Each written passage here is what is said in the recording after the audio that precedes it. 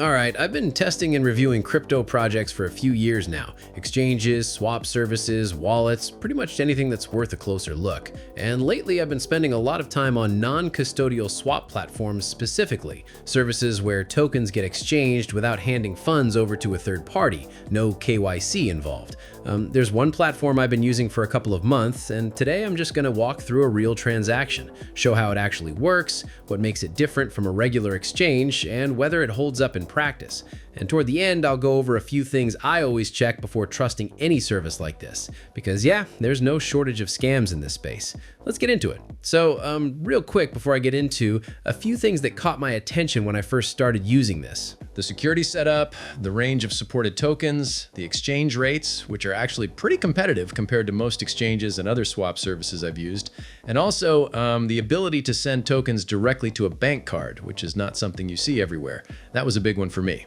And after a few months of regular use, I can also confirm that the processing speed is consistently solid.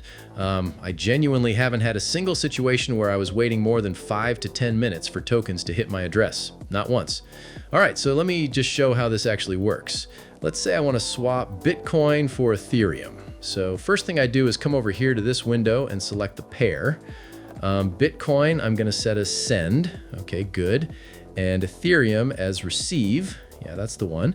And right below that, I can already see all the details. The exchange rate, the transaction fee, estimated processing time. Let me just go over that one more time. Yeah, everything looks good. All right, moving on. Okay, so next step, I need to fill in the receiving address for the token I'm getting, which is Ethereum in this case. Then there's also an optional refund address and an email for transaction updates. Give me just a second here.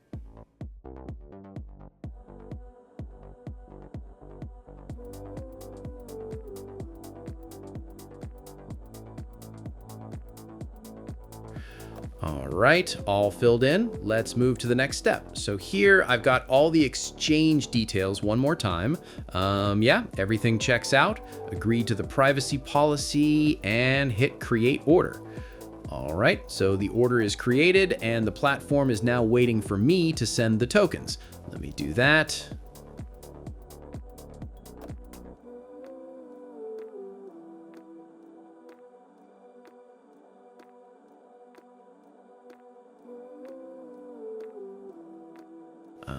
Okay, done. All actions on my end are completed and I'm hitting the confirm button.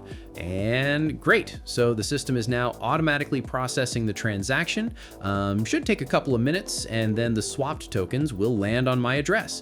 And while that's happening, let me actually break down how this whole thing works under the hood, the privacy side of it, the security, and why transactions here tend to go through faster than on a regular exchange. So a non-custodial exchange, the core idea is simple. The platform never actually holds my funds. There's no account, no deposit, no point where my tokens are sitting on someone else's server. I send directly from my wallet, the swap happens on chain, and the result lands straight to my address. That's it. On a regular exchange, the process is completely different. I have to create an account, pass KYC, deposit funds, which means at any point, that exchange controls my assets. Non-custodial eliminates that entirely. No custody, no data, no exposure. If the platform goes down tomorrow, my funds are unaffected because they were never there to begin with. And this is actually something I want to address directly because after years of testing these services, I've developed a pretty clear picture of what the landscape looks like. And the reality is, fake platforms are everywhere. They show up in search results, they get shared in communities. Some of them are genuinely well disguised. It's not a fringe issue, it's just part of how this space operates right now. And the pace doesn't help. New projects, new protocols, new tools every few months, and that pace creates a lot of noise that bad actors hide in pretty comfortably. And this isn't just a crypto problem, it's a broader internet security thing. The less you verify, the more exposed you are. Simple as that. So a few things I always check. First, the design. Fake platforms almost always look rough. Inconsistent layout, weird spacing, fonts that don't quite fit. It sounds shallow, but it's actually a reliable signal. Second, the interface.